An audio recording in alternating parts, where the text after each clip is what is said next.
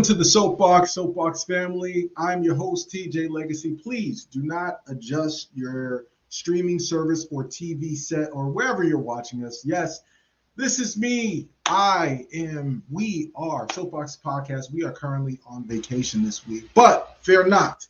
Even though we're going to have some fun in the sun, relax, do a little self-care, we still want to make sure that Soapboxx Nation, you get some great content this week because we're not taking any weeks off. We're not going to do that and just leave you hanging. So this week we have a special presentation. We are going to produce our Soapboxx Nation with BadTy and Holly Bricks. We're going to present to you our Space Jams review, also some behind the scenes footage from the Soapboxx Podcast, some blasts from the past. Shout out to our guest contributors, as well as some never before seen footage. So with that being said, I hope you all enjoy your week. Please continue to watch and support the Soapboxx Podcast. I will enjoy my vacation, and we will see you next week. Peace. All these little restaurants, sneaky restaurants, are showing up in Orlando. Orlando's got the largest White Castle in the country. Y'all got a White Castle? I don't think. I've never had it. Had a White Castle. Not that I know about. I've never had White Castle. I don't know what it is. If it's anything like Crystals, then it's nasty. That's what it is. It's a what? I said it's not that deep. That's what it is. Not that deep. It's not like I heard people were standing in line for hours. Yeah, it's like Crystals Premium. Put it that way. I don't know what that is. So essentially what and I think a lot of Orlando and Crystals. Yeah, so and I think the majority of the hype around it is just nostalgia. You know, a lot of people from Central Florida aren't actually from Central Florida. They're from the Northeast, and White Castle is just something that we kind of grew up on. So it's more nostalgia than quality, I would say. I haven't had White Castle in years. I don't have nothing against it. I just am not that drunk. I lived right down the street from a White Castle when I lived in Brooklyn, and I never had it. Never. So to this day, I don't know what White Castle tastes like. But Claudia, they're saying that I always assumed that it was like drunk food. There's certain food that just tastes better when you're drunk, you know, and just you just kind of scarf it down. It sucks up the alcohol, and then it is what it is. Like Checkers. Checkers during the day. I don't eat Checkers during the day. Checkers is drunk food for sure. But Checkers is drunk food. Them fries is hitting. Them cheese. The fries is hitting, but the fries gotta hit afterwards. After you get out of the club or you've been drinking, it tastes much better. And fries is stiff. I can agree with that. There's certain food that definitely tastes better when you're drunk. But I've had Checkers sober and it was bomb. I even here in Massachusetts, they don't have a Checkers. They used to, but they don't have one here. And I buy Checkers fries frozen and I fry them and they're bomb while I'm sober. Just saying. You freeze your Checkers? No, like they literally sell Checkers fries in the freezer. That's not the same. For some reason, it's not the same. Checkers fries at Checkers. You think I got to get the whole Checkers experience. First of all, I got to be in that long ass line. Okay. Right, just so that the hunger and the alcohol can continue to slosh, and then I gotta have the rude girl at the counter. It's like, is this your order? I gotta get the full experience with Checkers. Listen, you gotta get the window and still say, how much is it? and then I gotta sit there and play Let's Make a Deal for some extra sauce. You see what I'm saying? And not only that, pull up with spinning wheels, playing their music. Yeah, you get a concert. You get a show. Right, homeless man gonna knock on your window and ask can he get a burger. Yeah, the whole Checkers experience is just something that is delightful that you just need that. You know, I love. All right, Soapboxx Nation, we are joined with the host of So Please Understand, Miss Holly Noon, and none other than himself, TJ Legacy Cold World, and you already know where he's from. What's good, family? What's goody, guys? Yes. You guys ready to go ahead and get this review on and popping? Absolutely, man. Well, let's jump into it, man. Yes, let's get it. Space Jam, A New Legacy. Get it. What happened? What happened?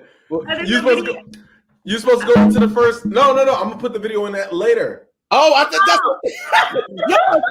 so it wasn't just me, Holly. I'm like, oh, what is y'all? Okay, where was the disconnect? I'm dropped the video. That's what this. All right. So, oh, no. Okay. Time out. Okay, so once you introduce us, we going straight into the discussion. I'm gonna splice the video in after the drop that you did the first time. Okay. Because it's better. Because when we did it the last time, it was looking kind of janky. Whatever. I'm gonna just splice it in and do what I got to do. Cool. All right, cheers. So we'll jump right into it. Yeah. So go. So So do the intro again. And introduce everybody, and then we will. And then you could go straight into the first topic, and then I will be creating the banners as you're talking. So it's your show. It's your intro plot. All right. So okay. Soapboxx Nation, we are here with the host of So Please Understand, Holly Noon, and also with that guy, you know him, TJ Legacy Cole. What's up, guys? What's going on? What's good? What's good, BadTy? Man, I'm just here trying to not get fined, man. Yo, man, you guys ready to go ahead and jump into this review of Space Jam: A New Legacy? Of course. Let's get it. Man, sounds good, man. So we're gonna jump right into it. Holly, what did you think about the new legacy, Space Jam: The New Legacy? So for a kids movie, I didn't think it was bad. But I personally liked the story, like Michael Jordan's storyline to his version of Space Jam compared to this new storyline. And personally, I thought this newer Space Jam, it's kind of long at 2 hours for a kids movie. Personally, and like my youngest thought it was a good movie, but my oldest was kind of like, it's okay. Like she thought Boss Baby number 2 was better, but yeah. But yeah. I mean, it's okay. That's my initial thought. But I did watch it again, and I'm probably thinking, I saw what they were trying to do, like infuse the social media, the importance of family and letting your kids kind of be who they are and not forcing them into a box. So those were good themes. But yeah, some of the acting was just a bit rough. that's being generous. Yeah. But I have to remember it's like a Looney Tunes movie, so that I always expect, like in those kind of when they infuse like even Tom and Jerry. I don't know if you guys saw that newer version of it this year. The acting always tends to be kind of cheesy. So I don't know if that's just like if that's just the thing. So that's my thought.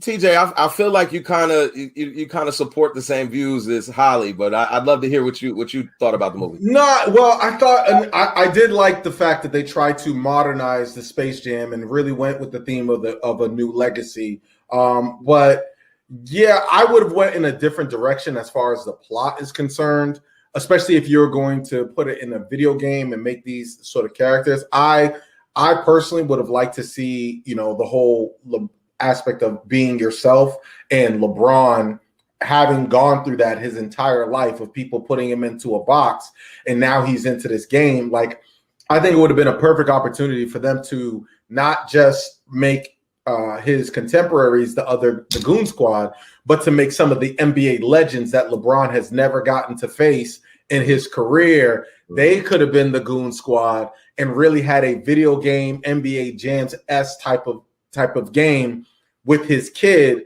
being like a secret player or something like that that's controlling it to teach his dad, that he's doing the same thing to him as a child that the world has done to LeBron and the pressure. So, but I agree with Holly, like, I'm 34 and I was still kind of nodding with a 2 hour cartoon movie, but I see where the direction that they went. They kind of throw in a lot of different graphics and different things. Social media, pop culture references and elements into it. I can see as a child you can be entertained, but as an adult you kind of just watching, and you know, it's nostalgia. It's a bit of nostalgia. Yeah, I'm gonna have to join Holly because my two kids, my youngest, she enjoyed it. She actually, which is not typical of her because she has a very short attention span. But my oldest, he went to sleep. And I think I probably joined him you know, throughout the movie. I know I dozed a couple of times. I definitely agree with you, TJ. The plot was, they could have did so much more. You know, we've had the argument about, is Jordan and the GOAT, or is LeBron the GOAT for so long. This was your opportunity to literally have a face off. And you missed that boat. So I'm definitely with you. The movie was way too long. Even for an animated movie, the batting, I mean, the acting was terrible. I'm just gonna but I will say this: I didn't have an expectation for anybody in that movie to act well, just because I knew that most of the people who were in it this was their first time in anything, so it made sense. So you know, I definitely support both of your views on the movie, and I definitely think they could have done more with the plot. My question now would be, you know, did you guys spot any Easter eggs in this version of the Space Jam universe that kind of stood out to either of you? And I'm going to start with you, Holly, because you always have the best answers. So let's go with it.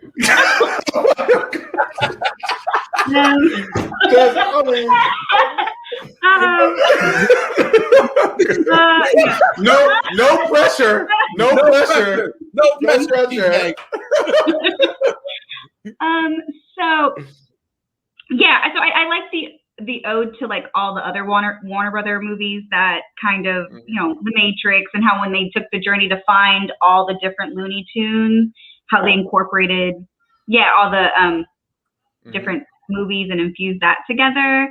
And then of course Michael B. Jordan, because I just think he is so fun. Spoiler alert. Listen, but I really thought Michael was gonna come out. They really had me like, oh my gosh, is Michael gonna come out? Because, you know, remember in the first movie where they all had to drink out of the water bottle because they thought it was like Michael's like magic, and then secret stuff. The secret stuff, but then that didn't happen. They kind of played it off this time, and then they were like, maybe Michael can come help us, and I really thought Michael was going to come, but I'll take Michael B. Jordan any day. I bet you will. What about you, TJ? Were you also very impressed with Michael B. Jordan? Hell no. I rolled my eyes. I was like, why is he here? Why is he here? But anyway, but it was funny because I did read that Michael Jordan was going to be in the movie, and I think somebody leaked that because they wanted people to think Michael Jordan was in the movie, because then that was the big joke that, oh my goodness, it's Michael Jordan, but it is Michael Jordan, but Michael B. Jordan, not Michael Jeffrey Jordan. But I actually like the ode to the 90s. A lot of 90s references, Notorious P.I.G., you know, the Flavor in Your Ear soundtrack. You got a lot of DC, Wonder Woman. They put a lot of different comments. So it was almost like ushering a new generation of kids to the DC universe. So they kind of had a multitude of like killing two birds with one stone. And there was a lot of throwbacks to the original Space Jam's movie, and I thought it was well done as far as like they put certain Easter eggs and elements into the movie for the parents to keep them like, oh, okay, I recognize that. Like you have the Batman, and then Batman Robin, and then you have Mr. Freeze, and then King Kong and Iron Giant. Like you had all these things where now as a parent, you can ask your child, hey, have you seen this movie? And then go back and watch some of the older Warner Brother movies. And I forgot that Warner Brothers catalog was that big, and that they had all these movies. And then they even put in Game of Thrones in there, and then Harry Potter and all these. I was like, I didn't know that was Warner Brothers or Warner Brothers affiliated. So yeah, I thought the Easter eggs were a nice touch. And then there was some basketball references, like Dwayne Wade's famous dunk with LeBron with Lola Bunny in the game for the Toon Squad. So Yeah, I like the Easter eggs that they put in the movie.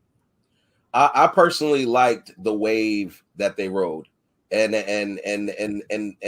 wave in the sense that all of the popular references that they made, like you just brought up the DC reference with the Wonder Woman scene, and Warner Brothers, I realize is trying to incorporate, and give everybody a little bit of their essence, but if you're gonna ride the wave properly. Don't put in anybody from DC, because I know as much as they want their movies to be successful, they probably should have rolled a different wave. I did like it. I thought it was cute. But I don't know if I'm gonna see the tunes in Wonder Woman 2021. When that drops. So they did put the what do they call the little aliens that were in the first one that was in it too. So I saw that towards the end. I was like, they're running through the desert. Yeah, no, what was that? What happened? When they were walking through the desert and the little things were like coming. No, I'm talking about the monsters in the first movie when they were small and they shrunk. They were in the. Yeah. I thought that was dope because I was like, I kind of fanned out, like, oh, I know that, and I'm sitting there watching it by myself. So looking around like, oh, it's just me. I'm a grown man. Chill out. Well, I'm glad you brought that up because that kind of lets us segue into the next point. So now that you did actually see that and reference that, how do you think this kind of added up or measured up against the original Space Jam? So like we had Jordan, we had the Monstars in Space Jam, and here we are in Space Jam Legacy with Bron and the Goon Squad. So how do you think in comparison they kind of line up against each other? Well, I'll start with you, TJ. Go ahead.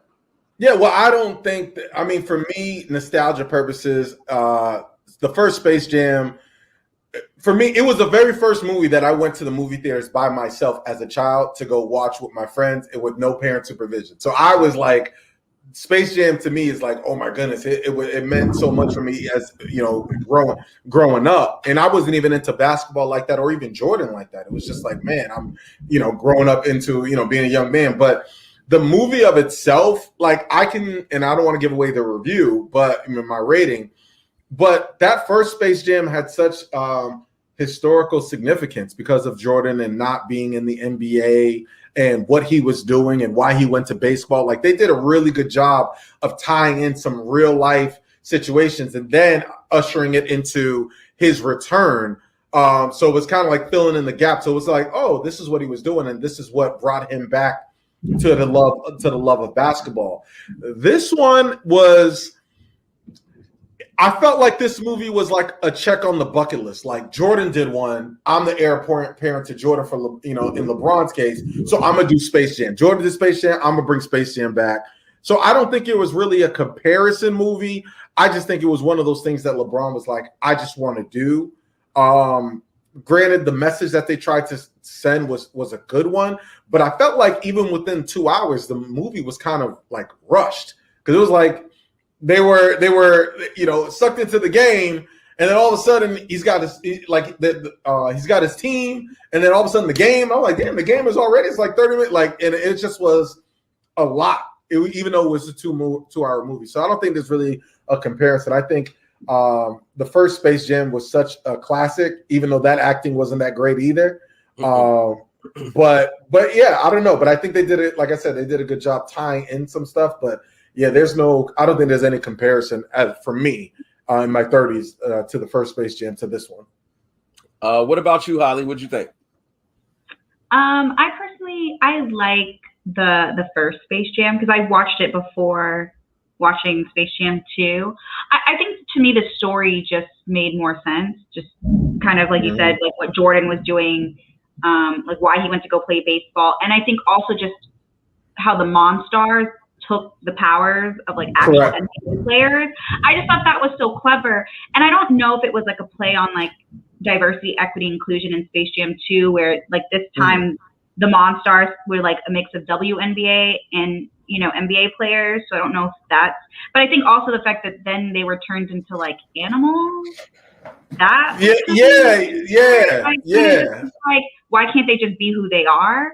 And like literally it was like kind of, I think it would have been better for me if it was kind of similar to the first Space Jam, where it was just the players, yeah, they were monsters, but they were still pretty much using the powers of those actual players versing each other. And I think that's just great, because I didn't also like the point system. It was just like, it was still basketball. It was just so much. It was, you know what it was? Yeah, it was a lot. I was like, style points. It was Fortnite. It was Fortnite on the basketball court. I'm like, oh, we could do that. If I knew I could score in a basketball game by dancing, I'd be in the NBA. I'd be in the league.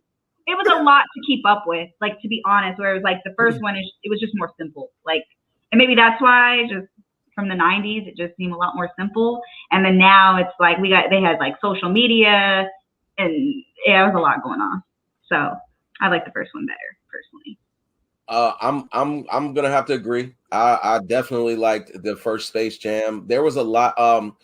One of the unfortunate things about the original Space Jam is that the WNBA wasn't actually created at that time. I don't think the WNBA actually was a thing until later. And I'm sure if it was, they probably would have had a female representative in the movie. But this for me, I'm with TJ. I felt like it was rushed. There was a lot of little things that I caught, and this is just me being the avid movie watcher that I am. One of the major things that I caught that I was really disgusted with, I was like, so let me get this straight. LeBron has a single mom.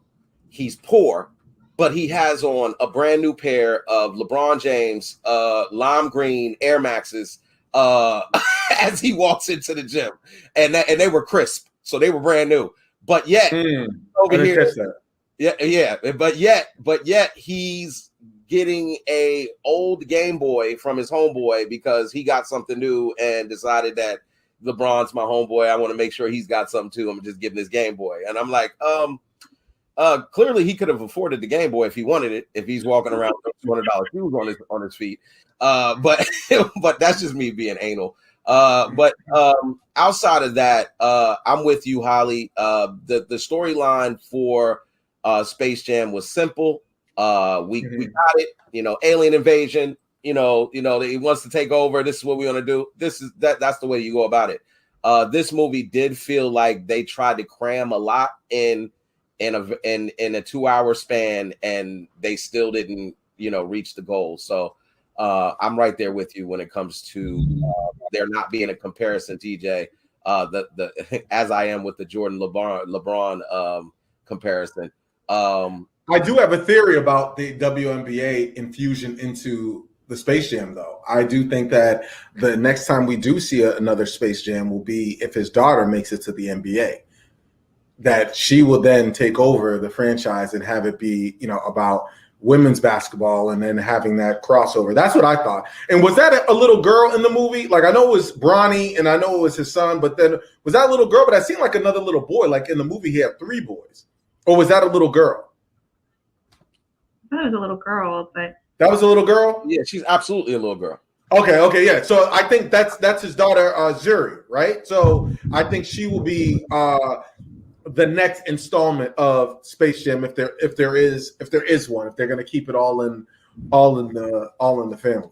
One of the things that I did want to touch on before we move on is did anybody kind of get that vibe that LeBron might just be that type of parent? Like, might just be like, he might just be aggressive when it comes to basketball in his household. Like, it's like, hold up, you're my son, you're gonna play basketball. I kind of, because both of his, like, for those who don't know, both of his sons do play basketball. Bronny is everybody knows Bronny, of course, but his other son is coming up playing basketball as well. So I kind of feel like what I saw was a real look at how LeBron runs his household in a sense.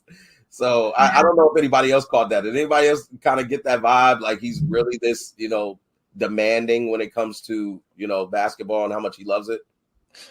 I think that was some self-awareness, because I think that's been LeBron's knock on LeBron when it comes to him and his teammates, how they put a lot of in there. Oh, this ain't the Miami Heat. Oh, how many superstars do you need? Like, they put a lot of those little nuggets in there about what people have said negatively about LeBron. And I think LeBron in itself, I mean, I think when you're acting, sometimes if you're dealing with a storyline that's true to life, you don't necessarily need to pull from some foreign place. So I think it would probably be easier. Whoever's writing the script will be easier to be like, hey, this is the type of motivation. This is the type of father you are in the movie. And it shows your growth. So they needed to put him as like this father that's all he cared about is basketball and stuff like that. And I think a lot of times kids watching this will see that their parents are like that too. And I think they wanted their parents to see themselves in LeBron and say, hey, he's LeBron James and he's tough on his kids. But guess what? You should love your kids regardless of what they get into, whether it's sports or a new legacy, and they want to be gamers, because that's what a lot of kids are doing now. They don't want to go outside and play pickup basketball till the street lights come on. They rather go on 2K and play in a virtual setting like that. So like it was in a movie. That's true. Do you have anything to touch on that, Holly? So, I mean, I went to UCF, so Michael Jordan's, one of his sons was there, and actually was at a game where Michael Jordan was there at the basketball game. Yeah, so I was just curious, like, it just crossed my mind how it's like interesting how it made me think, was Michael Jordan like that with his sons? But because it's not like they were, they went to go play at some, big schools. And Michael Jordan was like that with Kwame Brown. So that's that's how Jordan punched his teammates in the face. So Jordan was like, that's how Jordan was a lot softer. But you don't think he pushed his sons the same that he pushed his teammates? Go, Ty. I was gonna say probably not. Simply because because I think his son's name was Marcus. Marcus. Marcus, I believe, was shorter, more stocky of a player, and less athletic.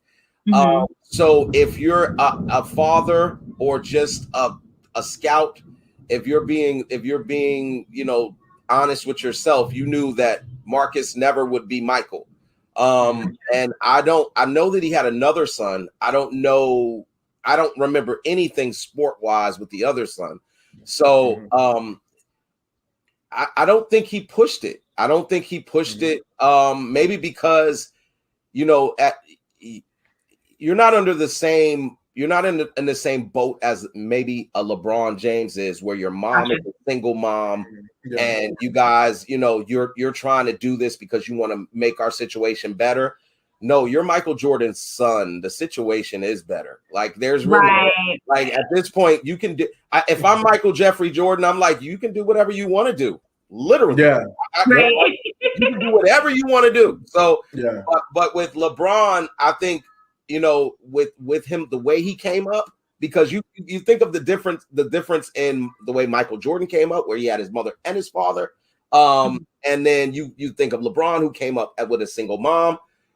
Maybe he still has that mentality, like get it from the mud mentality. Even though I got all of this bread, y'all gonna learn how to get it from the mud, because that's how I learned how to do it. So I think that's probably why LeBron is a little bit more aggressive in the way that he coaches his sons up. Because I see him at them games, and he is the loudest parent in the stands, and not even in the stands, because most of the time he's running up the sidelines and like practicing on the court and everything like that. So he is very, very involved in the future of his children in basketball when it comes to basketball. Yeah, and I think sometimes as parents, your success can defeat your children.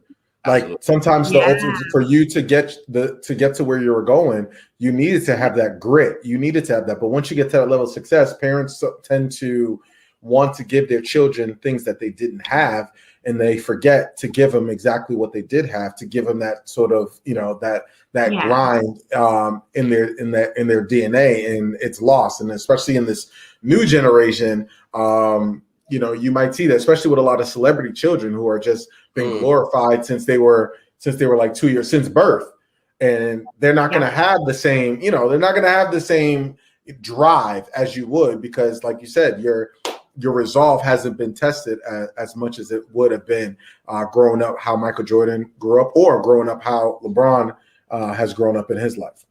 or even the lack thereof, the lack thereof success, because a lot of times, especially, and this is something that, you know, that goes out to all the parents out there, and specifically Black parents, because a lot of times when we don't reach our successes or reach our goals, we try to extend ourselves through our children. So we'll literally, you know, if we didn't make it in the league, but we thought we should have, then we might push our kids to go and do that, you know, to take it where we couldn't go. And sometimes we literally put our own desires, like you saw in the movie, above what our children desire, and then try to incorporate that and make that their desire. And then this was the rebellion that you saw with little Dom, which, you know, I thought I was done with Doms after Fast and Furious, but I see we're going to keep on the Dominique page. Yo, do you see a theme in these movies? Dom, family. Family. I was like, are we crossing over to all these universes? We're over here in the DC. Listen, I would have not have been surprised if I saw Dominique Toretto's Mustang come up in Space Jam 3 in a cartoon version. Yeah, if that's what they would have. Yeah, if that's what they would have pulled on to help them win the game, if he would have just pulled up in the with the white t-shirt on, like, come on, let's ball, you know, like, family, you know, like, I would have died. I think that would have made the movie a lot better than it was. Yes. But look, man, let's get into it, man, because we're at that point, man. Let's get into the ratings, man. Holly. Let's get that rating. What do you rate this Space Jam: A New Legacy? I'm going to rate it a 5. So I'm going to give it a 5 because I do think for a kids movie, I mean, it meets the requirements. Being entertaining, a lot of action, and, you know, it's cartoons. But outside of that, I think it was just like we've talked about, it was rushed. And I don't know. I didn't really care for the storyline. I think there just could have been some modifications made to make it a more consistent story. I think there's just a lot of like sub themes that were conflicting with like the main theme of the story, and I think they could have cleaned it up a bit to make it a little, I don't know, more streamlined, a little bit more simplified, like Space Jam. Fair enough. TJ, what do you rate this Space Jam: A New Legacy? Listen, I think it's a great attempt to bring back some nostalgia, but I'm actually going to give this movie a 4. Like, I enjoyed it, and I'm sure I would have enjoyed it more if I was watching it with, you know, my nieces or my nephew. But besides the nostalgia factor, like we talked about, it seemed like it was very rushed. I don't think LeBron James did horrible. Like, if you compare the acting that LeBron did to Jordan did, like, I think he did actually better than Jordan as an actor because he's been in more movies than Jordan. So he's been more seasoned than that. But yeah, I don't think for me as an adult, like, I will go rewatch Space Jam just on a regular basis as an adult. Like, I don't think for me, or, you know, I'm not going to rewatch Space Jam: A New Legacy, but maybe a kid will, and maybe they'll give it like a 6 or something. But for me, it was a 4, but it was definitely a great introduction for LeBron into ushering into Hollywood to do something for kids. And I think it's going to help further his marketability post his NBA career. Well, what say you, brother? I'm actually going to give it a 6, and I'm going to give it a 6 simply for the rap scene. I thought that like Porky Pig flowing, dropping bars was epic. If you listen at the movie for me was subpar at best at that moment, but when they dropped Porky Pig out there for his shine, I was like, I'm sold. I'm sold on it. You know, I think a 6 might be a little high, so I might drop down to a 5.5. But let me calm down. Let me calm down a little bit. I did like that scene, and, you know, and lessons, you know, in parenting, you know, that we were able to gather from this movie. It did speak to listening to your kids and involving yourselves in your kids' lives. and being conscious of what they love to do and what they aspire to do, rather than what you aspire them to do or what you would love for them to do. So for that reason and that reason alone, the Porky Pig, I'm going to give it a 5.5. Oh, now it's a 5. It went from a 6 to a 5 to a 5.5. Go with your heart, man. Go with your heart. You want to give it a 6 though? Look, it's like the Grinch. It's like suddenly the Grinch's heart grew 10 times larger.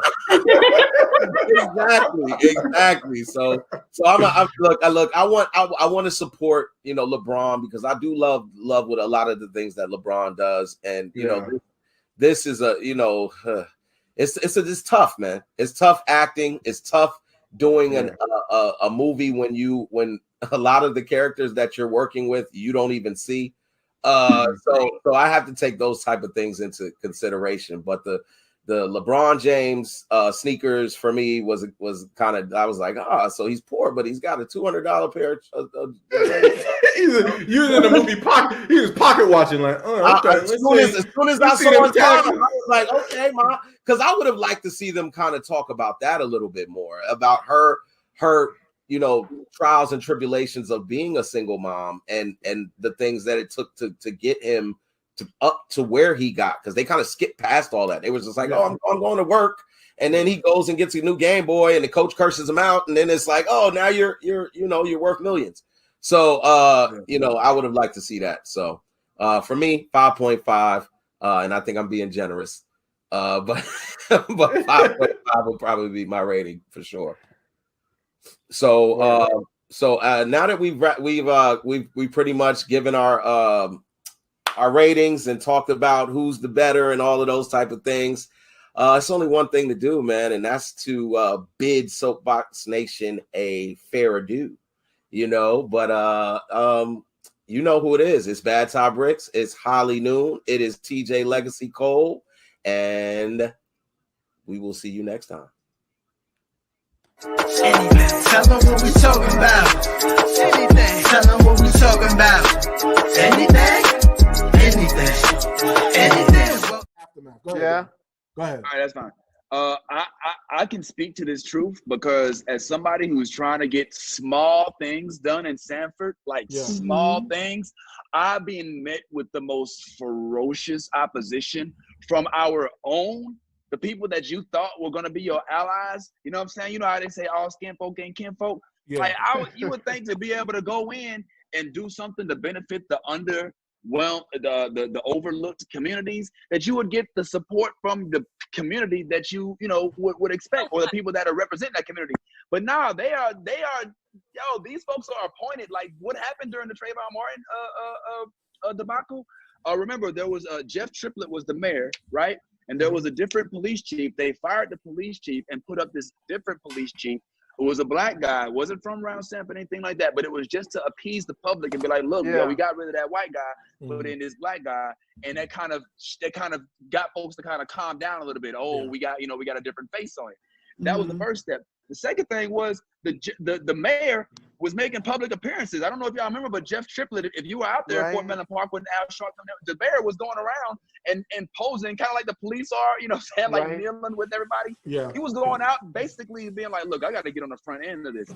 And that system was so well orchestrated that it carried on to the point where Jeff Triplett just stepped down from being mayor this year. Actually last year. Yeah, to be the new tax collector. To be the not tax collector, but the property appraiser. Property appraiser. So that whole system was so genius in quelching the anger. And now Sanford, the leadership in Sanford, Commissioner Wiggins, former Commissioner Velma, a lot of these folks over there that are still holding a lot of clout, they still hold such high regard how Sanford was nonviolent and set the tone for the way that things work. Now, I'm not trying to say it should have been violent, but that outrage could have been utilized for a lot more. And I think that the quelching of it, like my man said, was actually what led to George being released. Because as we see, man, once we saw George Floyd, the whole world got up and they was like, all right, we got to go ahead and arrest these officers. Yeah, but you know what? Even with George Floyd, I think a lot of time what would help the movement, and I want to make sure I say these comments carefully, was because people were in the house.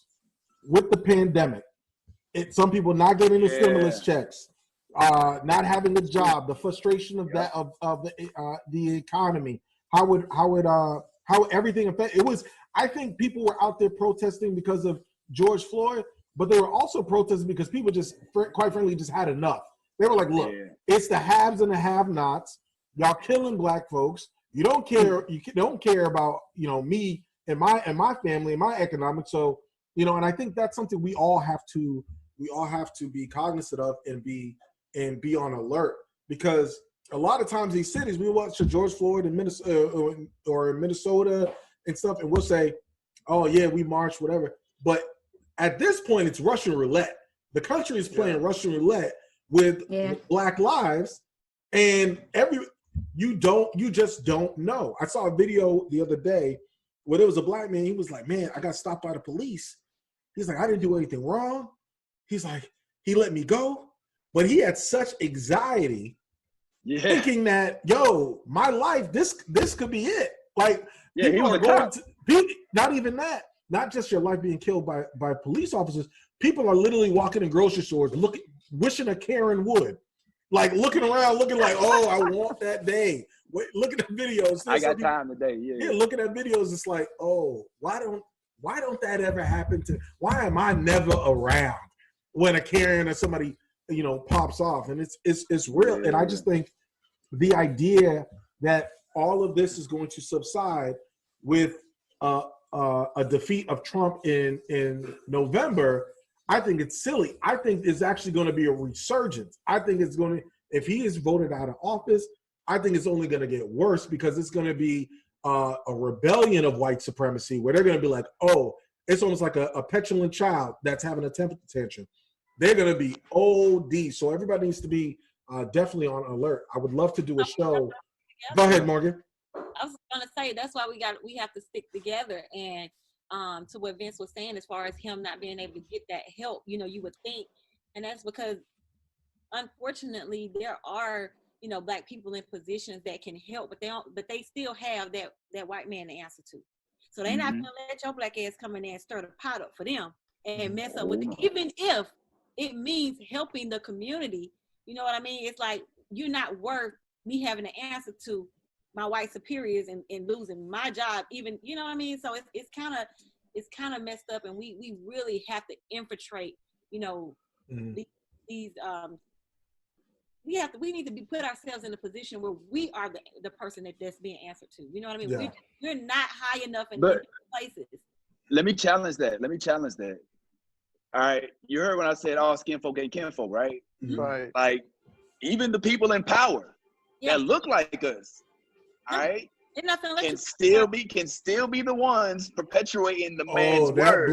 That black bourgeoisie is a mother. Yeah. So it's not enough to just be black and in power. It's to be with the movement and with the mentality of progress for the people, because they could easily slap a black face on a white man and call it a good day. But usually and that's what's happening. They do. Yeah, and the thing is that when you sometimes the worst type of white supremacy happens behind black leadership, because they're like, hey, as long as you, like, let's be, y'all not ready, my muffins again.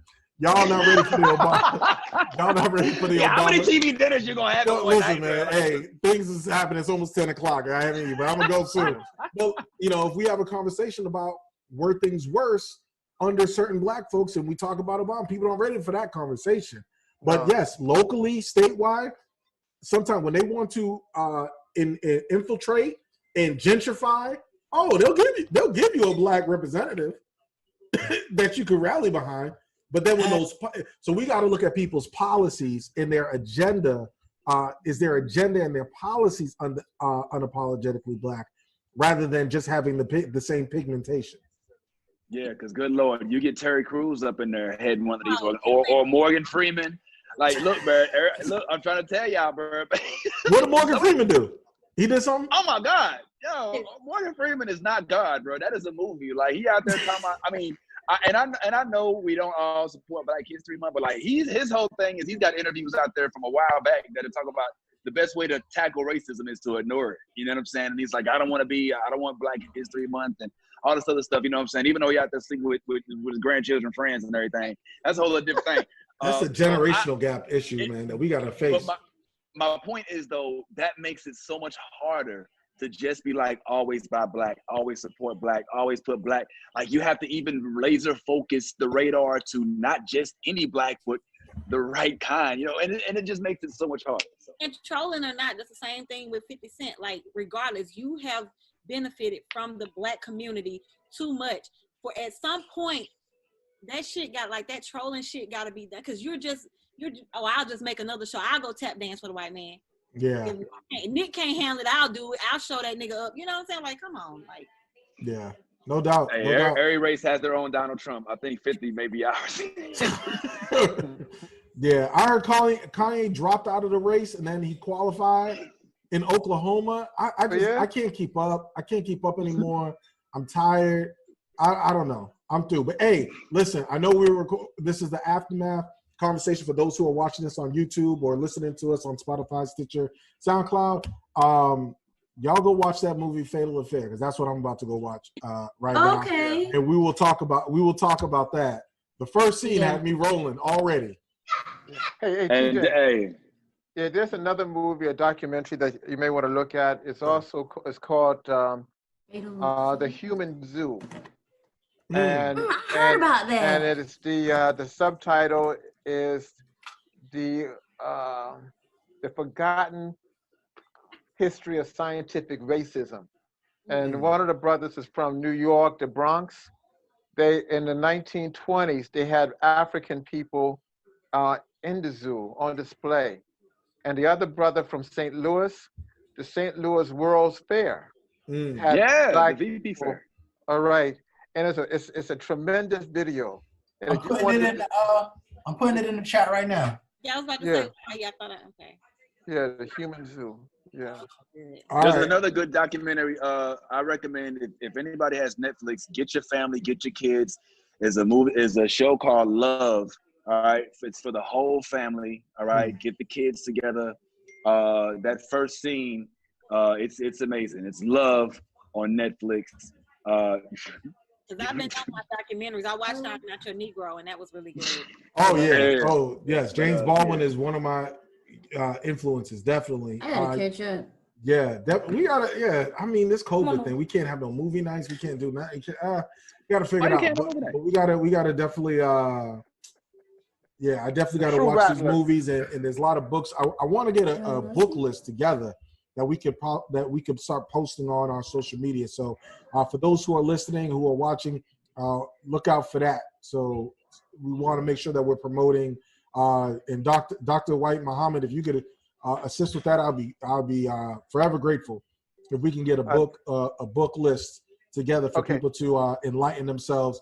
I think that's something positive that we can do, even for people that don't necessarily agree with what we have said today. I got one for you. Okay. Yeah, I'll do it for you. Hey, y'all gotta end this because Dr. White is still at work, man. He looking like he had his last patient like 4 hours ago. You know what I'm saying? And he is like ready to go home, and y'all just keeping this man on his podcast. I know. I gotta go. Listen, my first college was Bethune-Cookman. Right. See, I didn't know that. You didn't know that. Okay. Speaking of that, they canceled their season. The whole MEAC just canceled their season. Yeah, that sucks. It does. All right. Hey, listen. Thank you. Appreciate you all for being on the podcast. We got to run this back. Thank y'all for being on call. Morgan, Vince, appreciate it. Alan, Giovanni, as you know. We doing it. Appreciate y'all. And all hail King Noble. I'm just gonna leave it at that. All right. Good night, family. Good night. All right, y'all. Deuces. Peace, TJ. Peace. Welcome to the Soapboxx. Welcome to the Soapboxx. Oh my God. Hey everybody, and welcome to the Soapboxx Nation. I'm your host, Holly Noon, with my wonderful co-host on the side here, TJ and BadTy Brick. And now we're going to do a post-credit live reaction video to Black Widow.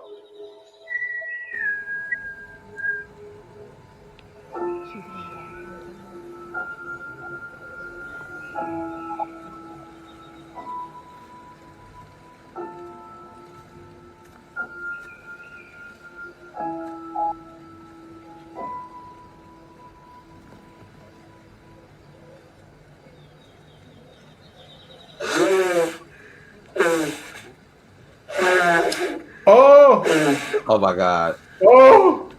Wow. Sorry. I'm allergic to the Midwest. What this woman did, honestly, I can't even imagine. You're not supposed to be bothering me on my holiday time, Valentina. Oh, bothering you? Oh, no. I'm just here paying my respects. You know, coming here makes you look desperate. Okay. I want a raise. Oh, yeah, you and me both. Believe me, you're gonna earn it. I've got your next target. Thought I'd hand deliver it. Maybe you'd like a shot at the man responsible for your sister's death. Kind of a cutie, don't you think?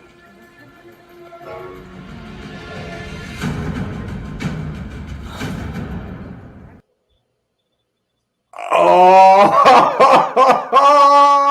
that makes sense. That makes sense. Wait, I think this is the lead up. Is this the lead up to his Disney Plus series? Absolutely.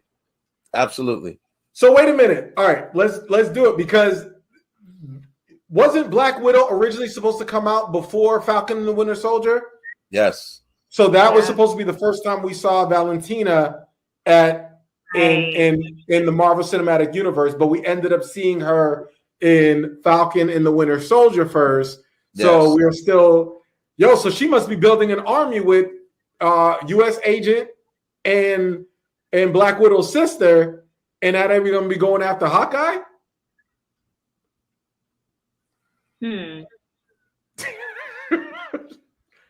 Possibly. I mean, it seems as though that's what it's leading up to. I mean, Like it's about to be a big like the Avengers that are left, and this new, she's building a team. Yeah. Because she said she wants a raise. Yeah, I feel like they needed to do this, because I think out of all of the Avenger stories, including this one, I think Hawkeye is going to be interesting, but I think it's going to require a build up. You know, like unlike a Loki, unlike a WandaVision, it's going to need some backing, and I think that was their way of kind of throwing her into the loop. Now that people are now going to become familiar with her after the movie, to kind of give Hawkeye that needed support. Yeah, I think. But wait a minute. I mean, could this possibly? They did zoom in on her hands that had rings. Could that be a nod to Shang-Chi and the 10 Rings? You think, or am I grabbing straws? Because when I saw it kind of zoomed in on her hand. I think, and the rings on her hands. I don't know. I mean, I would say that those are two totally different storylines. Yeah, I think we'll probably more or less get, if anything, from Shang-Chi, we'll get probably something more into the horror universe, Dracula's and Blades and that universe. I think Morbius, those are all I would think would be in that universe, but I may be wrong. But I thought it was dope. Holly, what'd you think? Interesting. Kind of like, because you've seen Falcon and the Winter Soldier and you see how she is and kind of manipulates and preys on people's weaknesses. It's kind of like, and like the fact that we already know that Clint wasn't responsible for killing Natasha. I'm curious to see where this is going, because obviously her sister doesn't have access to that information about what actually went down for her to get, the stone went down on the planet. So I'm just curious why Valentina's like, hey, go after Clint. like pinning. Yeah. Yeah, because I feel like, remember how in the tunnel, in the train, and they're like, yeah, we were up here for so many days, like we couldn't leave for 2 days, and you see like their old like tic-tac-toe games and stuff. It's kind of like, they were close. Yeah, they were close. So I don't know. I feel like her sister made that face like, I don't know. Maybe I don't know if she's all the way bought in. I'm not sure. But shout out to Marvel having the foresight to have a Black Widow type replacement who's younger. She's blonde, so she's like a younger Scarlett Johansson. So they're building. It looks like Marvel's building. It looks like Valentina's building a team. It's like really, this is the transition into some of the newer characters. Now you have Captain America, which used to be Falcon, and now we're gonna get introduced to Shang-Chi moving forward. This is pretty exciting. So Soapboxx Nation, please let us know what your predictions, what you think this is leading to, and tell us your thoughts on the Black Widow post-credit scene. You just saw our live reaction. So for Holly, for BadTy, this is TJ Legacy. We appreciate y'all, and we'll see y'all at the movies. Peace. Anything.